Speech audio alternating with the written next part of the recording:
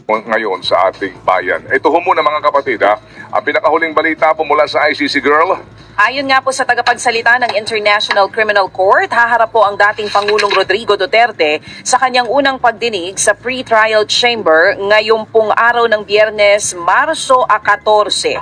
Alas 2 po yan ng hapon sa the Netherlands, samantala alas 9 naman po yan ng gabi dito sa Maynila. Ang magiging presiding judge po ay si Judge Julia Antonella Moto. Yan po ang pinakahuling balita dito pa rin po sa ICC case o sa kaso na kinakaharap po ng Pangulong Duterte dyan po sa International Criminal Court. Mga kapatid, kasi nga po din meron pong balita di po ba nakapanayan po ng ilang media entities na nandun po sa The Hague at covering this event.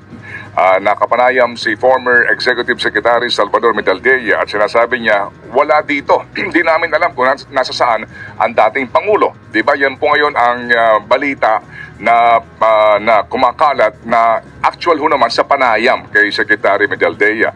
Pero pagkatapos po niyang kumalat na, naglabas po kaagad din ng statement ang ICC. Sinasabi na si Pangulong Duterte daw po ay dumaan sa proseso at pati ho yung mga medical na mga pagsusuri etc. ay dinaanan niya at siya po ay kinukumpirma na nandito po sa isang detention facility sa ilalim pa rin po na pangangasiwa ng ICC.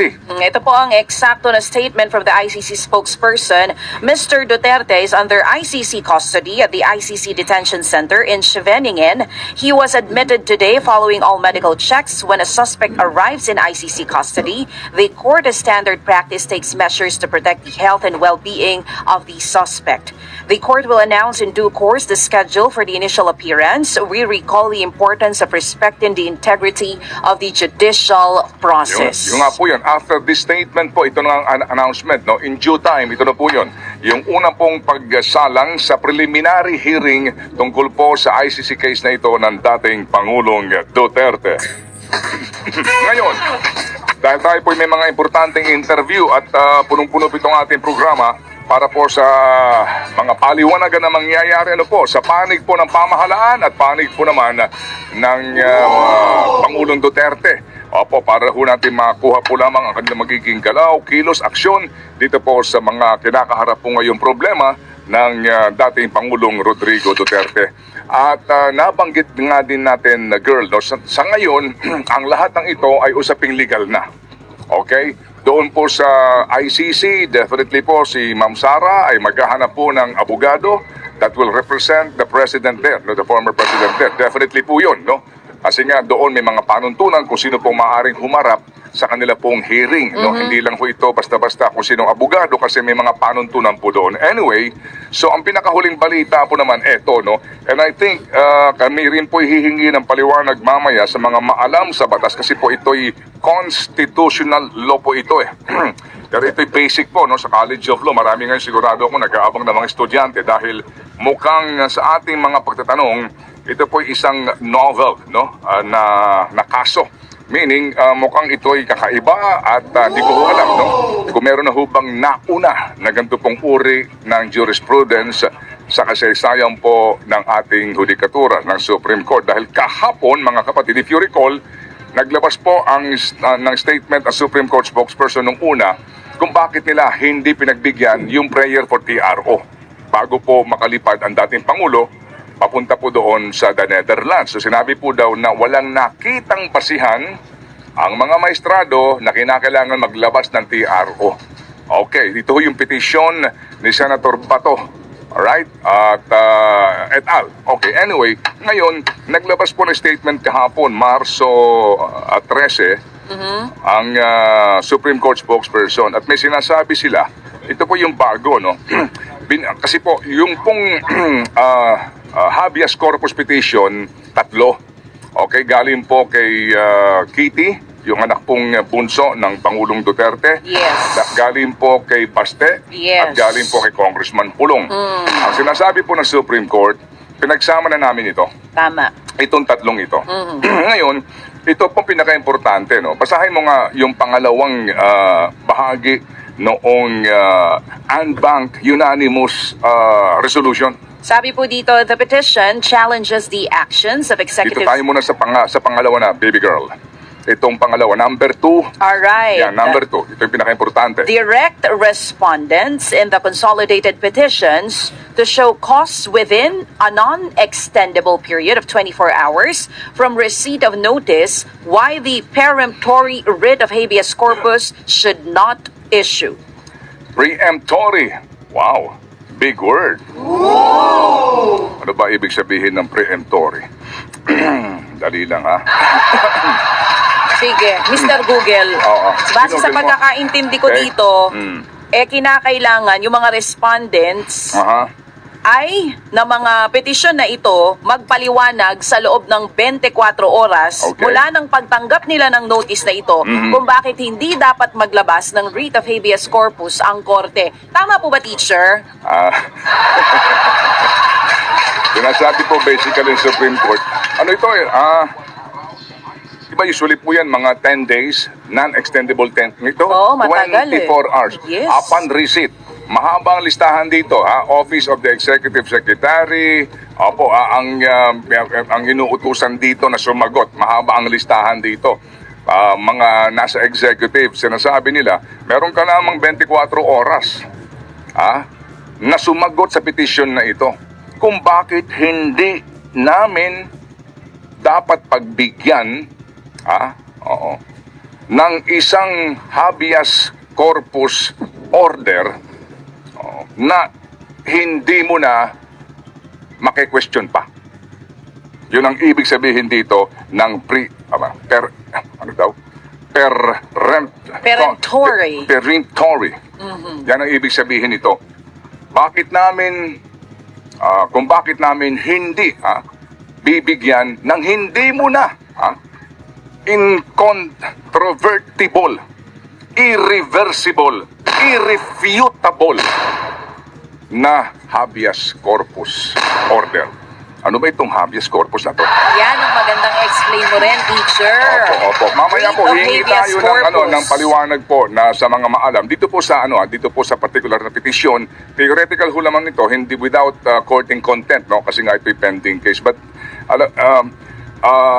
dito ho, di ba sabi nga po natin, doon sa application for TRO, na yung pong karapatan ng sino man pong Pilipino, basic na basic po yan sa atin pong saligang batas. Hindi mo na kinakailangan pa ng maging isang abogado, girl, para maintindihan yung basic po na karapatan ng bawat Pilipino na nasa atin pong saligang batas. Hindi siya maaari, hindi na po siya mahirap intindihin. Basic po ito, yung pong sinasabi na no person shall be deprived of life, liberty, or property without due process of law.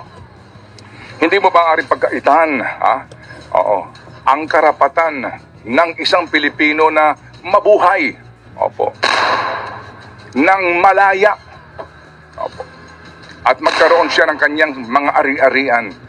Hindi mo dapat pakaitan yan nang hindi dadaan sa proseso ng batas. Kung mayroong death penalty, hindi mo maaaring parusahan ng parusang kamatayan yun. Hindi dumaan yan sa proseso kung mayroon pong death penalty. Tama. Okay. Yung pong right to liberty, hindi mo maaaring ikulong ang sino man nang walang kadahilanan, nang hindi naaayon sa batas, nang hindi dumaan sa tamang proseso. Yun po yung right sa liberty natin, yung ating freedom. Ay yung property, kaya nga po itong mga right of way na to, di ba? Hindi mo ang kahit na estado, hindi mo maaring Basta kunin na lang. kunin ang property Yes. ng pribadong pag-aari ng sino man nang hindi mo binabayaran yan o kaya hindi mo idinadaan sa tamang proseso. Yan po yung basic natin na freedom. No person shall be deprived, shall be held. No person shall be deprived of life, liberty, or property without due process of law. Basic na basic po yan, mga kapatid. Ngayon, ano ba itong writ na ito? Writ of habeas corpus. Ito po yan, The privilege of the writ of habeas corpus shall not be suspended except in cases of invasion or rebellion when the public safety requires it. Iba ho yun. Kapag panahon ng rebellion o meron pong gera o meron pong kaguluhan, may terorismo nangyayari, maaaring suspend yan. Pero dito po sa ating saligang batas, kinakailangan mo ng approval muna ng Kongreso. Ngayon mga kapatid, yung pong privilege of the writ ang tawag dyan, privilege of the writ of habeas corpus, ito po ay safeguard against unlawful detention, meaning individuals cannot be imprisoned without due process of law.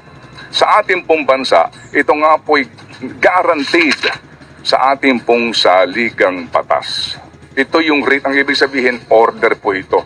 Habeas corpus. Literally, mga kapatid, sinasabi dito, yung tao na ikinukulong ninyo ay dapat nyong iharap sa amin at ipaliwanag nyo sa amin kung bakit nyo siya kinukulong. Kung bakit nyo siya deprived, bakit siya hindi malaya.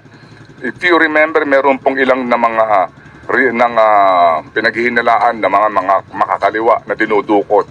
Usually po dyan, ang pinasasagot ng hukuman ay yung mga pinaghihinalaan na may hawak doon sa mga sinasabing rebelde o kaya po naman mga aktivista. So ang kanilang petition, habeas corpus, ang doon ng mga respondent, ang hinihinala nila na may hawak doon sa mga taong hinahanap nila. And usually po, humaharap yan, sinasabi na wala sa amin. O kaya po naman kapag hawak nila, nauobliga sila na iharap yung taong ngayon. You present this person sa hukuman at sabihin mo sa amin, ano ang legal basis mo, bakit mo siya bakit mo sinisikil ang kanyang karapatan sa kalayaan. Yun po yun, basically, yun po yun. Yung writ order na nagsasabi na ipaliwanag mo sa amin kung bakit mo sinisikil ang kanyang karapatan na maging malaya. In this case po, bakit ito bago? Kasi ang may hawak ngayon, alam natin lahat, kay Pangulong Duterte ay ICC na nasa labas na po ng jurisdiction ng Supreme Court. Kasi ang Supreme Court po lamang ay may jurisdiction sa Pilipinas. So ngayon pinagpapaliwanag nila yung mga tao na sinasabing responsable kung bakit siya nandoon sa ibang bansa. So ito magandang subaybayan to kung ano magiging decision ng Supreme Court Eventually po, di po ba? Kung pagbibigyan nga itong writ of habeas corpus petition po ng mga anak po ng Pangulong Duterte, kasi pwede ba yun sasabihan niya yung pamahalang Marcos? Gano'n, sunduin nyo doon. Kunin nyo doon. Oo, harap nyo sa akin. Oo, ha? Pwede, yun nga ang tanong ko sa'yo, teacher. Tanong din ni Kuya Aaron. Teacher, may I ask a question? Tanungin natin mamaya yung mga... Diba? Yan ang tanong ngayon ng karamihan. So, dahil naglabas na ng statement ang Korte Suprema, oobligahin ba nila? Kung di makasagot, yung mga pinasasagot nila in 24 hours, oobligahin ba nila ang ICC o ang mga nakipag-coordinate sa ICC na pauwiin dito sa bansa ang Pangulong Duterte? At po pwede pa ba yun? Total, kayo naman ang naghatid sa kanya, kayo rin sumundo Yun doon. na nga. Kasi hindi naman mangyayari yung pag-aresto nang walang coordination po sa ating pamahalaan. Yun nga yung problema ng ICC, di ba? Kung bakit marami pa rin at large. Sabi mo nga kahapon, si Netanyahu, si Putin, kasama po yan sa may mga arrest warrant na. Pero hanggang ngayon, hindi pa rin mahuli-huli. Dahil di nakikipag-coordinate yung bansa nila. Dito sa atin, may coordination. So, kanino to?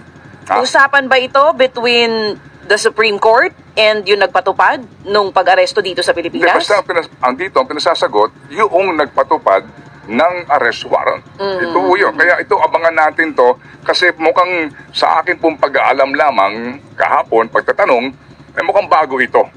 Di ba? Bago po ito. Hindi na bago ang writ of habeas corpus na inihahain ng napakaraming individual. Kahit ng mga magkakapamilya. Tinatago yung tatay dahil nga doon sa kanilang away sa yaman. Tinatago yung tatay, pupunta sa hukuman, habeas corpus petition. Ilabas nyo si tatay dito. Anong dahilan nyo kung ba't tayo nyo ipalapit? Ba't hindi kami makalapit dyan? May mga ganun pong kaso sa Supreme Court. Yung pong mga magkakaaway sa mga pamilya na tinatago yung mga yung kanilang mga